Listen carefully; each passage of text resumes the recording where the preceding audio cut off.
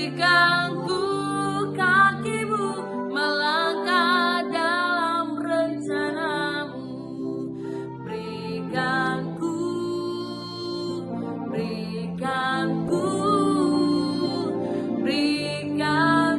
hatimu.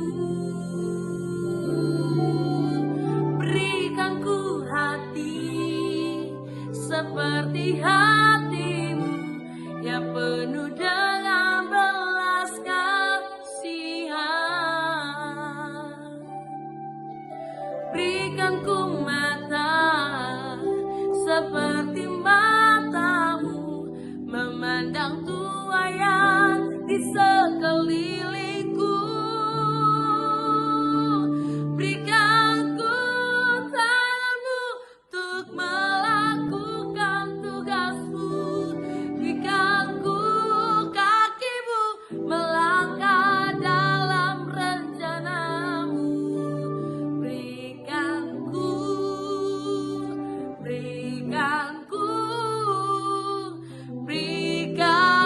hatimu. Berikan ku tanganmu untuk melakukan tugas. Amin. Haleluya Yesus. Melangkah dalam rencanamu.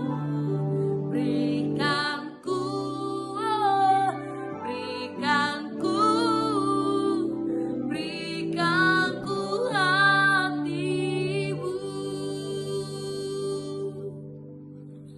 Berikan kami hatimu Tuhan. Berikan kami mata, tangan, dan kakimu. Kami mau menjadi alatmu ya Tuhan, yang berdampak bagi lingkungan sekitar kami. Terima kasih Tuhan Yesus. Hari ini kami mau diajar Tuhan. Melalui renungan hari ini, bersabdalah atas setiap kami. Dalam nama Tuhan Yesus, haleluya. Amin. Shalom, berjumpa kembali dalam Intim dengan Allah. Kita akan mengupas tema hidup berdampak di tengah kegelapan. Kamis 1 Agustus 2024. Bacaan kita hari ini terambil dalam kitab Matius pasal 5 ayat 16 dan 2 Korintus 4 ayat 6. Matius 5 ayat 16 berbunyi demikian. Demikianlah hendaknya terangmu bercahaya di depan orang, supaya mereka melihat perbuatanmu yang baik dan memuliakan Bapamu yang di surga. 2 Korintus 4 ayat 6 berbunyi, sebab Allah yang telah berfirman, dari dalam gelap akan terbit terang. Ia juga membuat terangnya bercahaya di dalam hati kita, supaya kita beroleh terang dari pengetahuan tentang kemuliaan Allah yang nampak pada wajah Kristus. Saudaraku, sebagai orang Kristen, kita dipanggil untuk menjadi terang di tengah dunia yang penuh dengan kegelapan. Hidup kita harus mencerminkan kasih dan kebenaran Kristus sehingga orang lain dapat melihat perbuatan baik kita dan memuliakan Allah. Hidup yang berdampak berarti menjalani hidup maksimal sesuai dengan kehendak Tuhan dan memberikan pengaruh positif di sekitar kita. Hidup yang maksimal sebagai seorang Kristen berarti hidup sesuai dengan potensi yang telah Tuhan berikan, menggunakan talenta dan karunia yang ada untuk melayani dan memuliakan Tuhan. Rasul Paulus dalam Efesus 5 ayat 15-16 menasihatkan kita yang berbunyi, karena itu perhatikanlah dengan seksama bagaimana kamu hidup.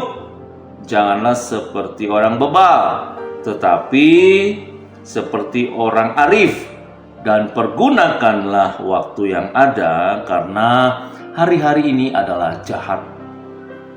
Saudara, hidup berdampak juga berkaitan erat dengan menjadi saksi Kristus di tengah dunia. Kalau kita baca 1 Petrus 2 ayat 9 menegaskan, tetapi kamulah bangsa yang terpilih, imamat yang rajani, bangsa yang kudus, umat kepunyaan Allah sendiri, supaya kamu memberitakan perbuatan-perbuatan yang besar dari Dia yang telah memanggil kamu keluar dari kegelapan kepada terangnya yang ajaib. Oleh karena itu, ada banyak hal-hal yang perlu dilakukan agar hidup kita berdampak di tengah kegelapan. Hal yang pertama, menjadi teladan dalam perbuatan. Tunjukkan kasih Kristus melalui perbuatan nyata kepada sesama. Jujur, adil, dan penuh integritas dalam setiap aspek kehidupan. Yang kedua, menggunakan talenta dan karunia. Kembangkan dan gunakan talenta yang Tuhan berikan untuk melayani sesama. Juga terlibat aktif dalam pelayanan di gereja dan komunitas. Hal yang ketiga, menjalani hidup dengan tujuan ilahi. Tetap fokus pada tujuan hidup yang diberikan Tuhan. Selalu mencari kehendak Tuhan dalam setiap keputusan yang diambil. Saudara, di tengah pasca pandemi global yang terjadi, sampai saat ini masih banyak orang Kristen yang menunjukkan kasih Kristus dengan cara memberikan bantuan kepada mereka yang terdampak. Misalnya, mendirikan dapur umum, memberikan masker, kemudian alat-alat pelindung diri, serta menyediakan bantuan psikologis dan spiritual bagi mereka yang sedang mengalami kesulitan. Hal ini menunjukkan bahwa hidup berdampak dapat memberikan terang di tengah kegelapan. Salah satu contoh tokoh Alkitab di Perjanjian Lama yaitu Yusuf. Yusuf adalah contoh yang sangat baik tentang bagaimana hidup maksimal dan berdampak di tengah kegelapan. Meskipun ia dijual sebagai budak dan dipenjarakan secara tidak adil, Yusuf tetap setia kepada Tuhan. Melalui hikmat dan ketekunannya, Yusuf menjadi orang kedua setelah Firaun dan menyelamatkan banyak orang dari kelaparan. Kita bisa baca di Kejadian 41 ayat 39 sampai 40. Tokoh dunia modern seperti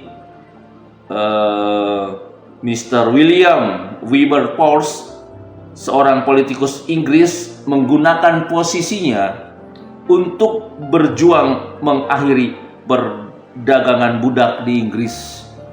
Iman Kristen yang kuat mendorongnya untuk melawan ketidakadilan dan bekerja tanpa kenal lelah untuk memuliakan Tuhan melalui tindakan nyata. Perjuangan yang panjang akhirnya membuahkan hasil ketika perdagangan budak dilarang pada tahun 1807 di Inggris.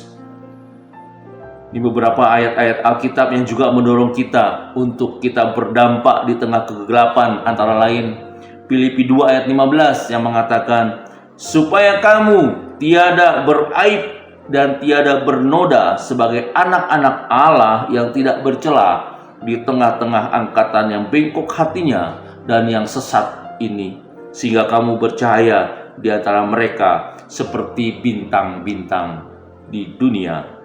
Kemudian kita temukan juga Efesus 2 ayat 10 mengatakan, karena kita ini buatan Allah, diciptakan dalam Kristus Yesus untuk melakukan pekerjaan baik yang dipersiapkan Allah sebelumnya.